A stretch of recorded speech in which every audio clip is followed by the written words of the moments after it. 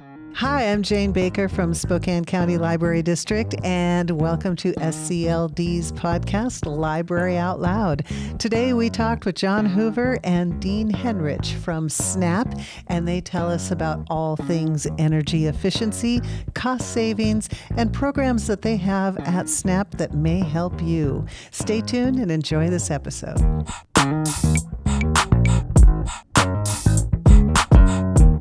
Welcome to the podcast at the Spokane Valley Library. Gentlemen, thank you for joining me today. I am very excited to talk about all the things that you're here to talk about. So let's start off with SNAP. I think SNAP, right? I'm That's sure right. You've heard that before. My apologies. But what does SNAP stand for? Spokane Neighborhood Action Partners. We are a community action agency that was born out of basically the war on poverty during the Johnson administration, and we share that distinction with about 1,000 other community action agencies across our country. Wow, that's amazing. So it's been a few years that you've been in the Spokane area helping people. As a matter of fact, next year will be our 60th anniversary. Well, congratulations. Thank you. That is awesome. Awesome. So you're here to talk about October and Weatherization Month, and it's more than Weatherization Month. Tell me more about that. Actually, it's a National Energy Awareness Month. We kind of refer to it as Weatherization Month because basically that's the focus. And it all leads to Weatherization Day, which is always celebrated on October the 30th, so that we can get it out of the way before Halloween. That's a good idea. What is weatherization? What are we celebrating in John October? can best describe what the program does. Well, weatherization isn't just one thing. It's a compilation of various building improvements that can result and should result in energy savings and should result also then in more comfort in your home. And also, the thing that I think is just as important is it adds sustainability to that home. So I like to say that we can't build ourselves out of a housing crisis. We have to take care of the homes we have to make sure we can pass them to the next generation. And weatherization is part of that strategy of seeing that the homes are sound and secure and safe for families to come. So what does that mean? We're talking insulation? Or... Well, just to step back to when actually weatherization started as part of the war on poverty was in the mid-1970s. And it started out as basically just energy savings through insulation. Okay. If you can think back to, and maybe you don't have to think back that far actually, to homes that were maybe just tar paper shacks. Now, I grew up in the middle of the country, so I remember that quite well in Appalachian, places like that, where homes, there wasn't much to them. Mm-hmm. So the idea was, let's insulate those homes so people have more comfort in their homes. It has gone from essentially stuffing insulation into buildings to today being a building science, where it's more than just a pickup truck and a couple of employees stuffing insulation, to now being the science behind energy efficiency in your home. So one of the ways to qualify, or everybody really has to qualify this way, is to have an energy audit done, which takes about a half a day, and our staff go out and take various building measurements of your home to see how air flows through the home. Are there drafts in your home? Can we identify those drafts? And then what improvements could be made to your home that would seal those drafts up, make it a more comfortable, more energy efficient, and sustain that home. And then we have our own crew that goes out and does all the work to improve the home. Really? Yeah. Wow. And so one crew will come out and evaluate and do That's this right. audit, and they audit for drafts and things like that. And then another crew comes out and actually does the work. And then we follow that up with another building science person called quality QCI, quality control inspection, that comes out and does the inspection on the back end to make sure that what we said we were going to do actually gets done and actually makes the improvement that we were looking for. So an evaluation afterwards Yep. to make sure it Yep. was doing what it was supposed to. So do you do insulation then, or We what? do insulation, but Okay. it's more than just that insulation. There's a lot of caulking that gets done. Sometimes, if there's drafts, especially around doors, we might replace a door, we might replace a window. Um, Oftentimes, one of the things we evaluate for is the efficiency of the furnace and is it working properly? So we do that. And if there's adequate resources, then we'll replace the furnace as well. Okay. Wow. That sounds like a great program for people. It is a great program. One of the programs that the state of Washington started up last year that we were able to benefit from was replacing people's HVAC or their heating ventilation system. And it was a sort of a standalone program, a little bit within weatherization, but not entirely within weatherization. But we married the two together. And we focused on replacing people's furnaces who did not have heat. Oh, well, You might be stunned at the number of people in Spokane County who do not have heat.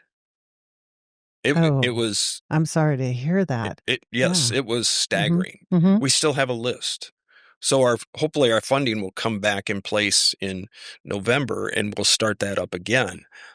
But yeah, people not living with heat. So the furnace gives out and they just don't it doesn't replace work. it. Well, They don't have the resources to replace it. Very expensive. So they one way they adopt is by using space heaters. Which is not efficient. It doesn't sound too not safe. Yeah.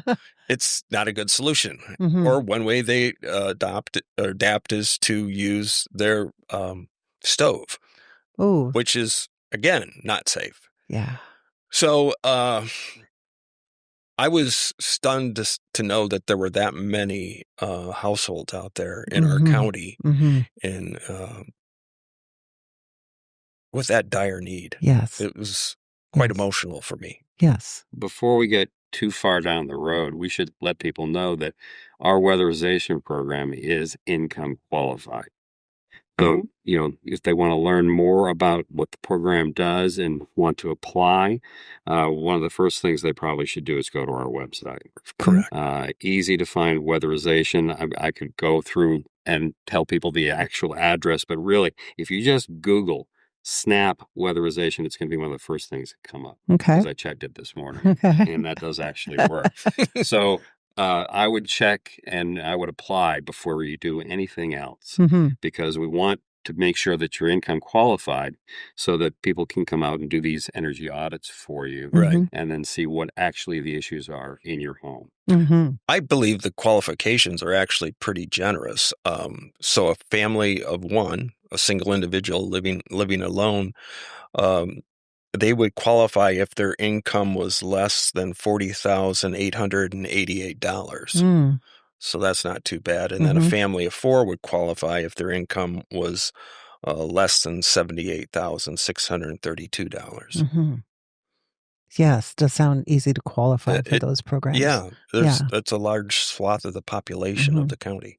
And then you mentioned there was a waiting list still from the last round. And if the funding comes through, will those be the first on the list? Okay. Yes. So you don't lose your place. Don't lose your place. Okay. And that funding comes from who again? The Department of Commerce with Washington State. So it's state. It's state funding, yes. So it is secure as state funding can be. As can be. Totally understand that. Okay. One thing I would like to mention about this program is in all of weatherization programs, a little plug for SNAP because we spend our money. Um, we receive money from about 8 different sources for weatherization and weatherization related improvements. And with this funding that I referred to regarding replacing furnaces, we spent all our money like within 6 months of a 12-month contract. And that's not uniform across the state of Washington. So what we always try to do is help the Department of Commerce out by spending unspent dollars, if that makes sense. Okay. So rather than give the money back to the legislature, we'll try to bring it to Spokane County to spend that money again. So you receive an allocation up front, and we always spend that out. Mm-hmm. And then if there's extra money left over because some counties can't spend it, and I can explain that a little bit why other counties have difficult time spending it. Mm-hmm. We're always anxious to get that money back to Spokane County so we can spend it here. Sure. That sounds like a smart move. Yeah. Something that we've noticed is that a lot of people, because they hear it's income qualified, and a lot of people that would benefit from this may be seniors that are on fixed incomes. Many of them have a great deal of pride, and they say, that's for other people. That's for people. I'm okay. Mm-hmm. But really, they shouldn't think that way, because if they get these improvements, that will make it easier for them to afford other things like food, clothing, the housing itself.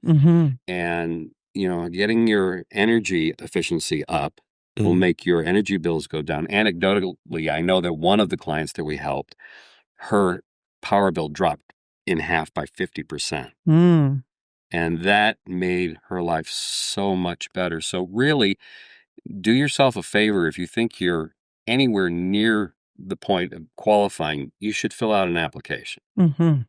Yeah, that's great advice. And it's also an investment in that home. It is. If you later want to sell, Right. It would help with that. I'm assuming that.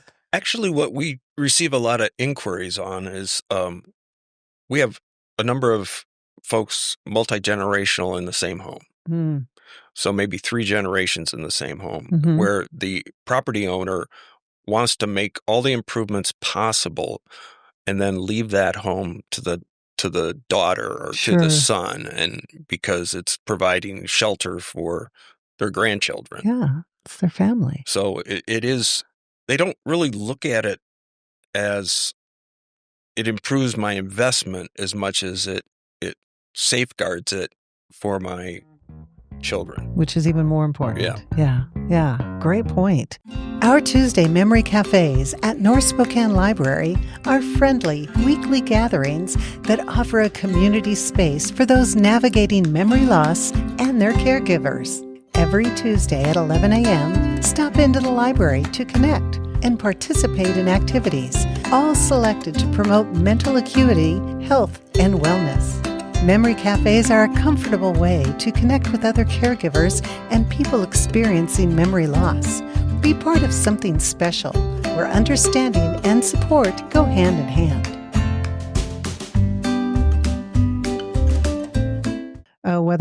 We talked about what we do, what you do. You do a lot of the replacement or addition of insulation and windows and doors and caulking. Anything with roofs? You just we can. I suppose again, that would it be really depends insulation. on the funding source. Sure. With 8 different sources of funding, it is a major sort of multidimensional game to try to get the money in the right project out of the right bucket, if that makes some sense. It's just a challenge. So if we have done roofs, we don't do a lot every year. There is a point, when the auditors go out and do an energy audit, they really have to be concerned about what is the dollar amount needed to make these improvements, and is that a wise improvement? Gotcha. Or is the structure too far gone? That if we put, and this is an actual number, if we put $20,000 worth of work into this house, is that just sort of duct taping things together? That it's too far gone. Mm-hmm. And unfortunately, at times we do have to say, I'm sorry, it's your floor's rotted out, your bathroom doesn't work. There's things that we can't fix. Mm-hmm. And Mm-hmm. that's sort of sad to be able to have to say that. Yeah. So What it sounds like a fabulous program. It almost sounds harder to, get the money together than actually doing the work that needs to be done, which I'm sure a lot of nonprofits are that way. there is a lot of accountability, and I just want to take a moment because the funding to operate a weatherization program I think it's generous. However, the accountability requirements with that funding is so significant that it it takes an army of staff to be able to spend it and spend it wisely. It really, really does. So we have 3 sources of federal funding that come in from the Department of Energy and from Health and Human Services, and then another pot of money from Department of Energy. We have a couple sources from the state. No, four different sources from the state. And then our biggest investment is Avista. Mm. Avista provides approximately half our funding for weatherization. Interesting. And this next upcoming year, that'll be $3 million for the year from Avista. So they make a real commitment to serve people. As Dean said, it's income qualified. So they're really committed to serving people who are energy burdened by their income. And that helps dramatically. They are great partners in this venture. That's good to hear. Yeah. Very good to hear. I know I see they have a lot of programs and things, but it's good to hear that they're helping support the work that you're doing. Well, Dean might have more details than I. They support us on the physical building improvement end, but then they also provide support through various discount programs. Yes, they do. Energy discount programs as well. Yeah. So the weatherization program, as you would imagine, the demand is fairly high, and the process, it takes a while to get through it. And those are long-term fixes.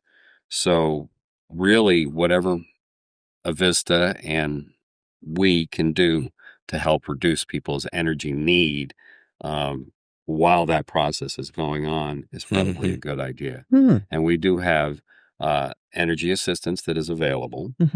And you can learn more about that by going to Snap Energy Assistance on Google. Okay. That'll come up right away, too. And every month during our energy season, which runs pretty much from now until March, every third Tuesday of the month at 8 in the morning, we have what's called Energy Appointment Day. People can call in and set energy appointments to talk about their needs and whatnot. We do encourage people that are having immediate energy needs or problems with their power, maybe they got a shut-off notice or something like that, to please contact us right away. Sure. And all the information on how to do that is available on our website.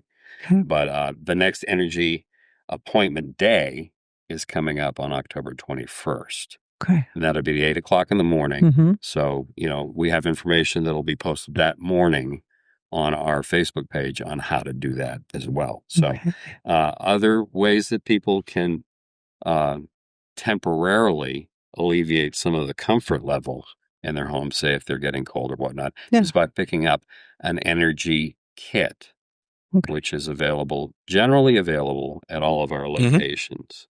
And I also know that we're going to have 3 fairly large opportunities to pick up energy kits coming up. The fine folks at McKinstry every year, as a way to give back to the community, their folks volunteer and build energy kits on the 22nd of October. All of their folks will be getting together to build 1,000 energy kits. We had 600 last October, Wow. but this year we're going to have 1,000, and those will be distributed at 3 locations this year on the 23rd of October.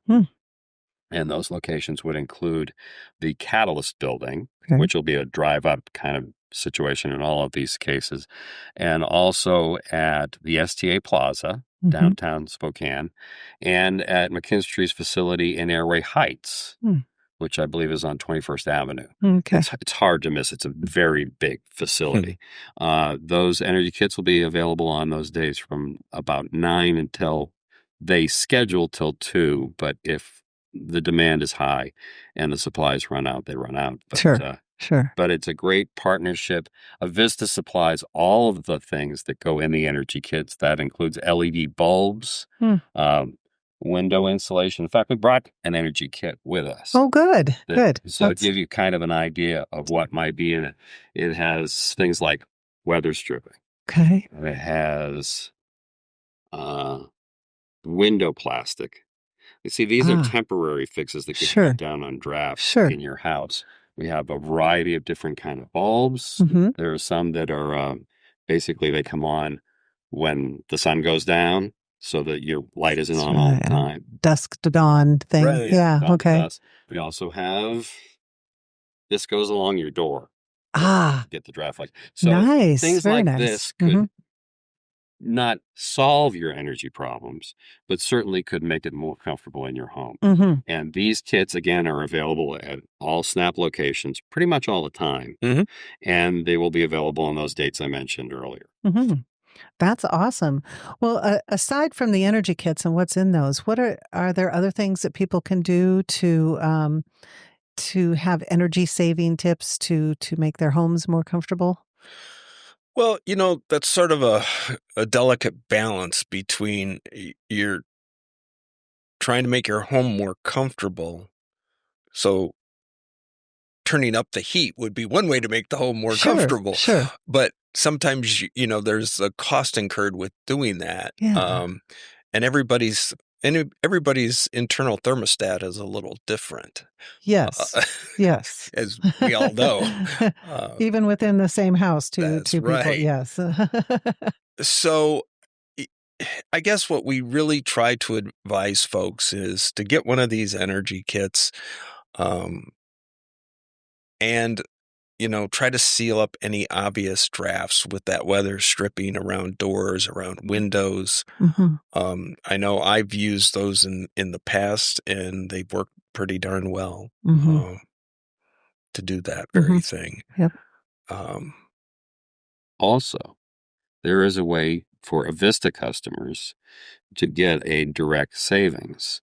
There's the My Energy Discount Washington program, which basically, if you sign up for it, you can get a significant savings depending on your situation. Just through the program, it's a reduction.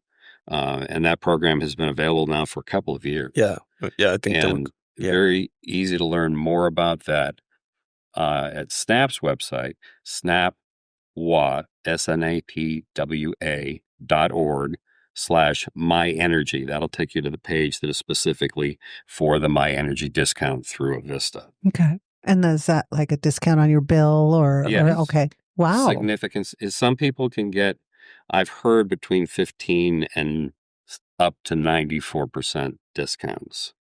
And it varies from person to person, but you have to sign up to even find out what that would be. I really want to reinforce Dean's comment about our seniors who just think these types of programs are for somebody else.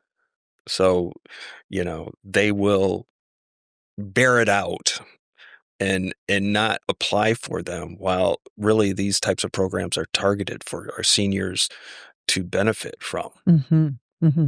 So I really wish more would sign up.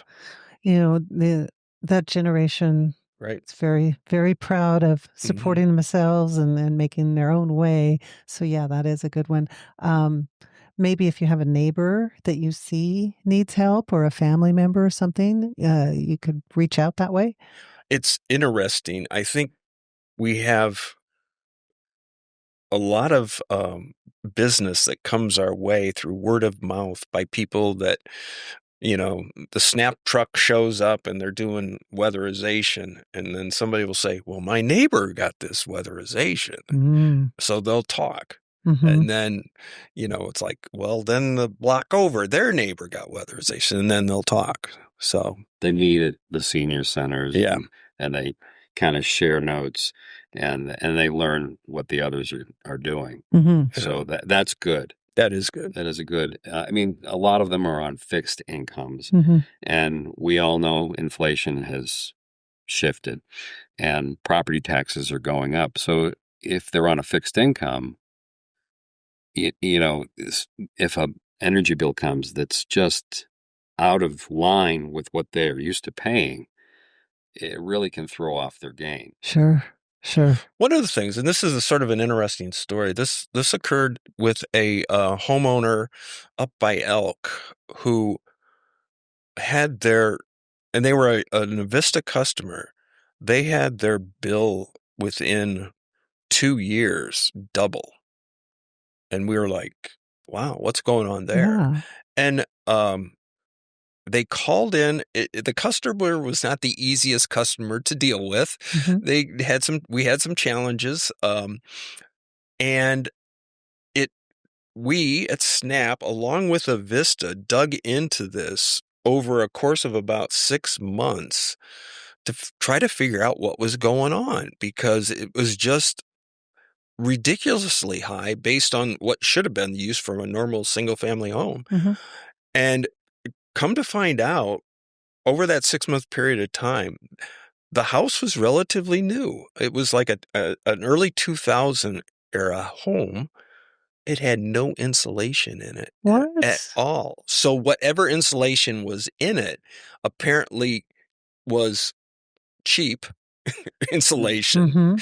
was compacted, and was not doing a job whatsoever. Ah. There was actually I think there was insulation in the walls, but there was no insulation in the roof or in the ceiling Hmm. portion. Hmm.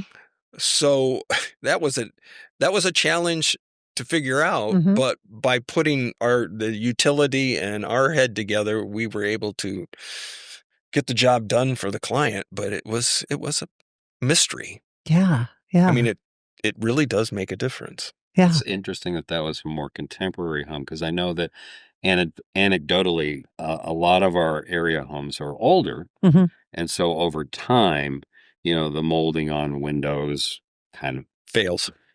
yeah. Yeah. And so there's drafts, and that causes, problems with the energy Uh-huh. as well. I know that one of the clients that has received weatherization services from us, she actually got a new water heater, a new furnace, I believe, and some insulation. And so all of this combined gave her a great savings on her energy bill. So one day, there's a meter person from Avista out in her backyard, and she's like, "What are you doing?" And they said, "Well, we noticed a dramatic difference in your energy bill, and we thought maybe the meter was broken." Wow. So, I mean, you can see the real impact of this work, Uh-huh. that it can significantly improve Right. Wow. energy efficiency. Yeah, that's amazing. That's amazing. That's great work. Um, you'd mentioned word of mouth. I'm thinking, here it is. We have all the social media and all these different ways to communicate, but that's still the best way It to is. spread the word It is word is. of mouth. Yeah. We do Mm. a lot of work in mobile home parks besides targeting seniors, Hmm. but mobile home parks, I would say, maybe 50% of our work is done on mobile homes. Hmm. Um, and it will make a dramatic difference in a mobile home. Yes. And I think today, this is where I start to trend into sustainability. When I started professionally working, I didn't think of mobile homes as a long-term housing. I just thought of it as, a short-term housing. Mm-hmm. Mm-hmm. But today that's not the case. Right. Right. And when you go into a mobile home park, that also is word of mouth. They see the Snap truck, they see our employees, Sure. and we get a lot of business that way. Yeah. And we're probably, in the state of Washington, we're probably do the most mobile homes of anybody in the state. Mm-hmm. We weatherize 230 to 250 homes a year. And we've done that for, I don't know, seems like forever. Mm-hmm. And a lot of them mobile homes, especially the older mobile Mm-hmm. homes, they didn't have a lot of insulation. No. I'm speaking from experience here. I think right after I was married, my husband and I purchased a mobile home on its own lot. It was an older one. We lived there 8 years. It wasn't temporary. Mhm. 8 years was a long time, but the walls were very thin. It was very cold. And I could see a lot of mobile homes, and sometimes the skirting around them Right. helps, and all those other things that you don't think about with a stick-built house. So that's good work. We still do work on mobile homes that were built or made in the 60s. Wow. So they're Wow. not going away. Right, right. And some of them can be very nice too. So, Absolutely. yeah, that's great. All right, we've been talking a lot about weatherization. I know it has an official Energy Month title, so forgive me for sticking with weatherization. But I know SNAP does other things too, right? Yes. Yeah. We have about 30 programs. Okay. What kind of And programs? we help with energy assistance, weatherization. We have a homeless services department. We help with minor home repairs as well. Oh, interesting. We have helped start a number of businesses in our area with small business loans, and nurtured a lot of different businesses. So there is a lot of different things that we do. Mm-hmm. We have a department, Resource Rights, that our Neighbors on the Go program basically is a volunteer program where drivers help our senior population that have transportation issues, as well as disabled folks, get to medical appointments. Because as you would imagine, if they have transportation issues, they can't get to these things. Mm-hmm. So we have volunteers that help with that. Mm-hmm. All of this information and all of these programs are listed on our website. Mm-hmm. So I would recommend people go there, snapwa.org, which is snapwa.org, and look around, see if there's anything that might help you or help someone that you know. Mm-hmm. Maybe you have a neighbor that you know is struggling, and they can find out more about that, and also ways to contact us so that we can help more folks. I think one of the things we pride ourselves in at SNAP is it's not just a one-time engagement with us. That maybe you came to us for resource rides, but as part of that activity, that engagement with us, then you also heard about weatherization, or you heard about any of the other 30 programs. So we keep track of sort of the average number of programs that our folks take advantage of, and it seems like it grows all the time, like from 4 to 8 different programs they benefit from. Mm-hmm. Mm-hmm. Our mission statement is increasing the human potential of our community by providing opportunities for people in need.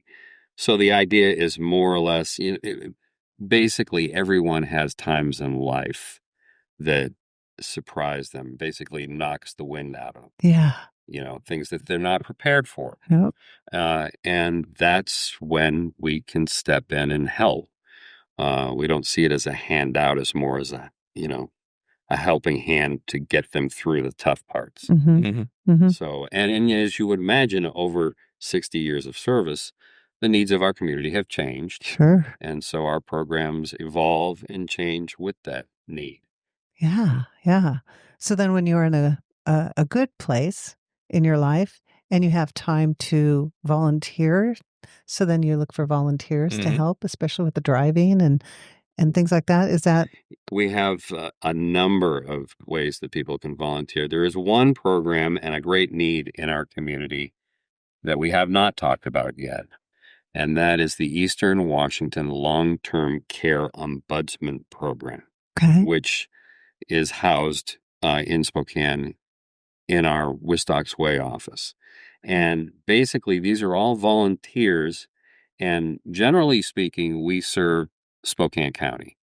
Most of our programs are for Spokane County residents, but this particular program encompasses 5 counties within our region. Wow. And basically, these volunteers go to the long-term care facilities, nursing facilities, assisted living communities, and they are an advocate for the residents, somebody that can step in and see that everything is being taken care of, that they're being treated well, and they can advocate for improvements or changes. They can be a liaison between the residents' families and the residents and the people that manage the facilities to make sure things are above board. And it is a great opportunity to volunteer. It is not for everyone. We do have another training coming up for the Ombudsman program, October 27th through the 31st, I believe. Definitely people have to be trained to do this. Oh, absolutely. Yeah. It's quite a fine group of people that do this. I've been talking to a number of them recently, and they really are committed, and their lives are enriched by the whole process too. Absolutely. So you can learn more about that program on our website as well. Okay. All right. What have I missed? I mean, we could probably talk a long time because now I want to know about all 30 programs. So we could. All right. So well, I did not mention that we do have a home buyers education program. Oh, good. Which helps with people that are interested in getting their first home. Sure. That information is available through our SNAP Financial Access subsidiary, and they've got a number of classes that are coming up pretty soon, and that information is being posted as well on our Facebook page. On the Facebook page. So that's homebuyer education. And I also heard there's some financial literacy programs. Yes. And also foreclosure prevention programs as well. Very important. So wow. We've got our fingers in a lot of different pots. It's all very important work. Very important. So the Facebook page, so you go to Snap Spokane. Okay. And then also on Instagram and all of that links to our website. And if not that, just stop by one of our offices. Yeah. Okay. And the offices are located 3102 West Wistox Way. Okay. There is a SNAP location at the Northeast Community Center. Okay. We have John's office is down on my office is on 2nd Street, 212 West 2nd at what is commonly referred to as the Armory. Okay. And we also have a location over on Pacific near downtown. Okay, great. So, and those exact locations are listed on the website. Awesome. So they're open to the public. You can drop by. We answer all questions. Awesome. So even if you're not interested in weatherization, we can help you out with any of the other programs. Get you to the right person. Fabulous. Let's say that. That's fabulous. Yeah. All right. So the locations, Facebook, Instagram, and the website, which you can Google, or you can go directly. And that address was, again? snapwa.org, which is snapwa.org. Perfect. Great. Gentlemen, thank you. Thank you for the great work that you do in our community. Yes, and coming in and talking to us about it, and hopefully share the good word. Thank you. Thank you very much. Thank you.